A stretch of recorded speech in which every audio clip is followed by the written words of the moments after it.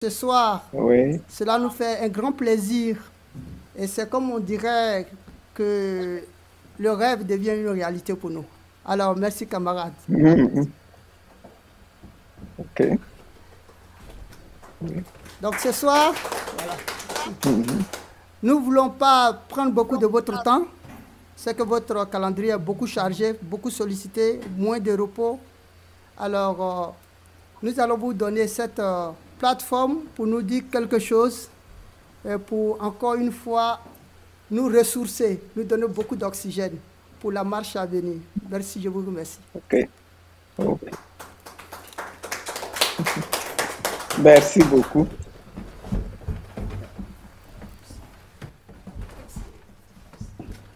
C'est avec joie que je participe à cette rencontre-là. Ouais, je voudrais vous remercier pour l'opportunité que vous me donnez également de pouvoir m'adresser à vous, vous saluer, vous féliciter pour l'engagement que je constate chaque jour. Je vais commencer d'ailleurs par vous dire merci parce que quelquefois, vous m'avez fait parvenir un peu d'argent pour soutenir des camarades qui étaient en difficulté pendant les combats. Et vraiment, merci pour ça. Ça a été très, très, très bien apprécié. Et je voudrais vous dire que le combat continue, hein. Voilà. Nous avons un parti qui a connu une traversée très difficile de temps, des problèmes, des divisions internes, des contradictions internes, etc. Mais il est extrêmement important de garder à l'esprit la vision et de travailler en fonction de la vision. Nous devons également travailler dans l'esprit d'unité, hein, parce que euh, des troupes divisées, c'est des troupes affaiblies. Voilà. Donc, travailler dans l'unité, travailler dans la vision en vue de réaliser les objectifs que nous poursuivons. De rappeler que le premier objectif, là, c'est la démocratie dans notre pays. Nous devons continuer d'œuvrer pour que la démocratie s'implante, s'enracine toujours un peu plus. Voilà. Et c'est la raison pour laquelle il y a eu toutes ces confrontations que nous avons connues, hein, parce que les lois de la République n'étaient pas respectées, parce que la Constitution elle-même n'était pas respectée. Voilà. Et donc, ce combat-là, il a commencé et il n'est pas terminé. Il n'est pas encore terminé.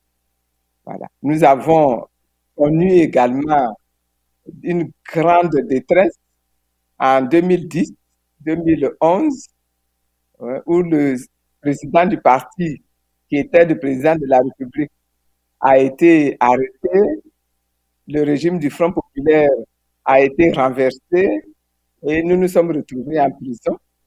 Mais comme le procès qu'on nous faisait était un procès unique, un procès faux, un procès mauvais, Dieu est intervenu et nous a accordé la victoire. Voilà. Et aujourd'hui, le président Gbagbo a été entièrement lavé aux yeux du monde entier. Son régime, donc, a été entièrement lavé aux yeux du monde entier. Voilà. Et aujourd'hui, l'espoir de chacun, c'est qu'il rentre dans son pays le plus rapidement possible, en compagnie de Blé Goudé. Voilà. Et les, les, les, les exilés sont en train de rentrer également.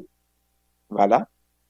Des prisonniers viennent d'être libérés, mais il y a encore des prisonniers dans nos prisons. Il y a encore des, des déportés qui ne sont pas encore entrés. Il y a encore des réfugiés qui ne sont pas encore revenus. Donc, vous voyez qu'il y a encore beaucoup de travail, beaucoup de travail.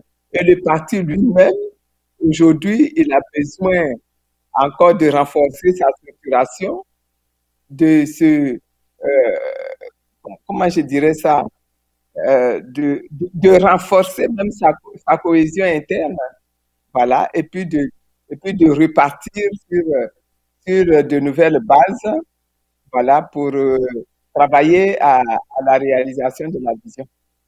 On est un parti. Quand un parti existe, son objectif, c'est de conquérir le pouvoir. Et dans notre cas, nous avons dit, nous voulons conquérir le pouvoir à la voie des urnes. Voilà, donc il y a un gros travail à reprendre pour refaire la connexion avec la population. Pendant 10 ans, nous n'avons pas participé à des élections.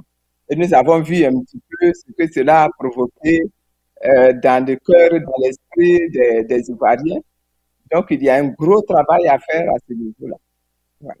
Vous qui êtes à l'étranger, là, votre mission, c'est également de remobiliser toutes les troupes là où vous êtes.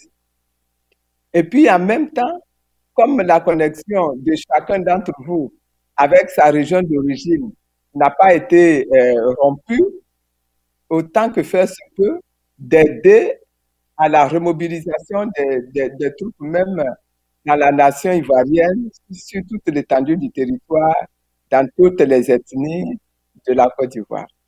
Donc, il est également important que la formation des militants soit reprise. Formation idéologique, formation politique, hein, la transformation des mentalités des Ivoiriens, vous deviez participer à tout ça. Donc, il y a vraiment beaucoup de travail à faire. On n'a pas le temps de chômer, on n'a pas le temps de perdre du temps dans des querelles qui vont nous diviser. Voilà, il faut cibler ces objectifs-là et puis travailler en fonction de ces objectifs-là. Je voudrais pouvoir compter sur vous pour ce programme de travail-là et vous souhaiter vraiment un bon séjour aux États-Unis où vous vivez, bonne santé, hein, puisque aujourd'hui, avec le Covid-là, on est tous confrontés à ce problème sanitaire. Donc, bonne santé à chacun d'entre vous, bon travail à chacun d'entre vous, voilà, et que Dieu vous bénisse, que Dieu nous bénisse tous, que Dieu bénisse la Côte d'Ivoire. Voilà. Voilà ce que je voulais vous dire.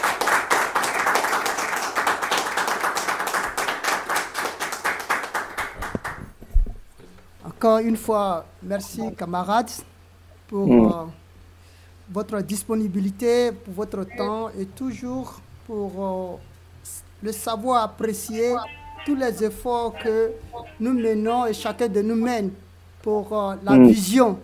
Et ça nous tient tellement à cœur que lorsque ça sort de votre bouche, ça nous donne beaucoup d'oxygène.